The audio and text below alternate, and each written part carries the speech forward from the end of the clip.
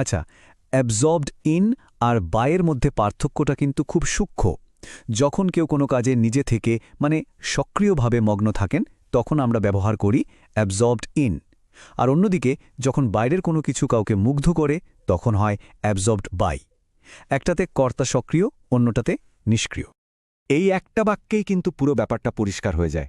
দেখুন, বিজ্ঞানী তার পরীক্ষায় সক্রিয়ভাবে মগ্ন, তাই অ্যাবজর্বড ইন। আর কাগজটা কিন্তু নিজে থেকে কিছু করছে না, সে শুধু রাসায়নিকটা শোষণ করছে, তাই অ্যাবজর্বড বাই। দারুণ একটা উদাহরণ, তাই না? অ্যাপ্রিসিয়েশনের ক্ষেত্রেও দুটো আলাদা অর্থ আছে। যখন আমরা কারোর সাহায্যের জন্য ধন্যবাদ বা কৃতজ্ঞতা জানাই তখন বলি অ্যাপ্রিসিয়েশন ফর। আর যখন কোনো কিছুর গভীরতা বা তার আসল মূল্যটা বুঝি, যেমন ধরুন শিল্পকলা, তখন ব্যবহার করি অ্যাপ্রিসিয়েশন অফ। এখানে দেখুন, শিক্ষকের শিল্পের প্রতি একটা গভীর উপলব্ধি আছে, তাই বলা হয়েছে অ্যাপ্রিসিয়েশন অফ আর্ট। আর তিনি ছাত্রের আঁকা ছবির জন্য কৃতজ্ঞতা প্রকাশ করতে গিয়ে পুরস্কার দিলেন, তাই সেখানে ব্যবহৃত হয়েছে appreciation for the students beautiful painting. এবার আসি অ্যাটাচমেন্ট প্রসঙ্গে। এর তিনটে একদম আলাদা ব্যবহার আছে। অ্যাটাচমেন্ট টু বলতে বোঝায় আবেগীয় কোনো বন্ধন। অ্যাটাচমেন্ট ফর মানে হল কোনো যন্ত্রের অতিরিক্ত একটা অংশ।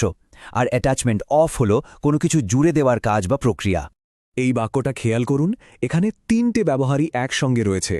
পুরনো ক্যামেরার প্রতি তার যে আবেগীয় টান, সেটা হলো attachment to his old camera. তিনি সাবধানে একটা নতুন লেন্স লাগানোর কাজটা করলেন, মানে attachment of a new lens. আর ওই লেন্সটা ছিল ক্যামেরার জন্য একটা অতিরিক্ত অংশ বা an attachment for the device. এটা অবশ্য বেশ সোজা। অ্যাওয়্যার অফ মানে হলো কোনো বিষয় সম্পর্কে জানা বা সচেতন থাকা। আর এর ঠিক উল্টোটা হলো আনঅ্যাওয়্যার অফ, মানে কোনো কিছু সম্পর্কে না জানা। তো এখন আমরা দ্বিতীয় পর্বে চলে এসেছি। এখানে আমরা দেখব কিভাবে জায়গা বা সময়ের আকারের উপর নির্ভর করে সঠিক প্রপোজিশন বেছে নিতে হয়। অ্যারাইভের ব্যবহারটা নির্ভর করে জায়গাটা কতটা বড় তার উপর।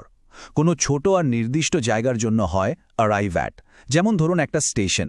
কিন্তু একটা বড় এলাকা, যেমন কোনো শহর বা দেশের জন্য হবে অ্যারাইভ ইন।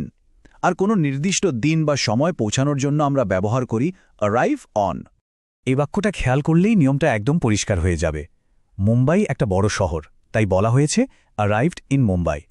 হোটেলটা একটা নির্দিষ্ট জায়গা, তাই অ্যারাইভড অ্যাট দ্য হোটেল। আর একদম সময় মতো পৌঁছানোর জন্য অন টাইম। বেসডের ক্ষেত্রেও কিন্তু একই রকম যুক্তি কাজ করে। কোনো ধারণা বা তথ্যের ভিত্তির জন্য আমরা বলি বেসড অন। কোনো বড় শহর বা দেশে অবস্থিত বোঝাতে বেসড ইন। আর কোনো নির্দিষ্ট কর্মস্থলে থাকা বোঝাতে বেসড অ্যাট। দেখুন তো, এই একটা বাক্যেই তিনকে ব্যবহার কত সুন্দরভাবে চলে এসেছে। কোম্পানিটা ঢাকায় অবস্থিত, তাই বেসড ইন ঢাকা। একটা নির্দিষ্ট অফিসে কাজ করে, তাই বলা হয়েছে is based at a small office. আর তাদের কাজের ভিত্তি হল গবেষণা, তাই শেষে বলা হয়েছে our work is based on scientific research. চলুন এবার সবচেয়ে মজার আরেকটু জটিল অংশে যাওয়া যাক। এখানে আমরা দেখব প্রেপোজিশন কিভাবে দুটো জিনিস বা ব্যক্তির মধ্যে সম্পর্ক তৈরি করে দেয়।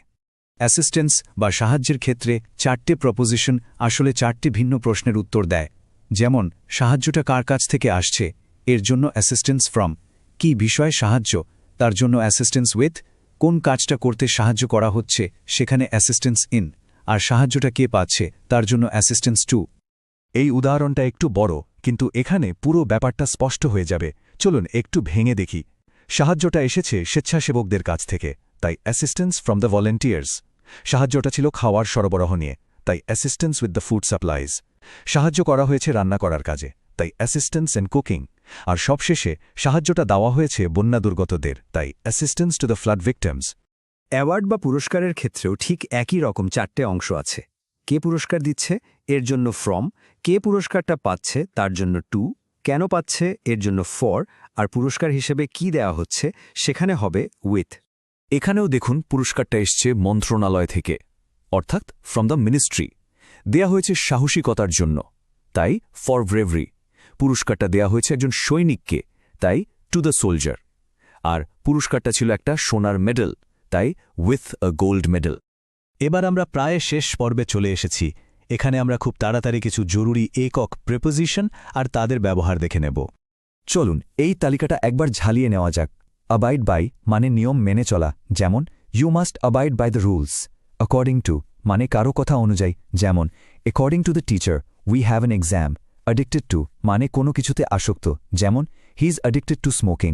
অ্যাফোর্ড টু মানে কোনো কিছুর সামর্থ্য থাকা, যেমন I can't afford to buy a car.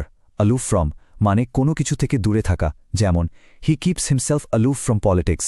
Architect of মানে কোনো কিছুর রূপকার বা নির্মাতা, যেমন he is the architect of this plan. এবং অ্যাসোসিয়েটেড উইথ মানে কোনো কিছুর সঙ্গে জড়িত, যেমন smoking is closely associated with lung disease.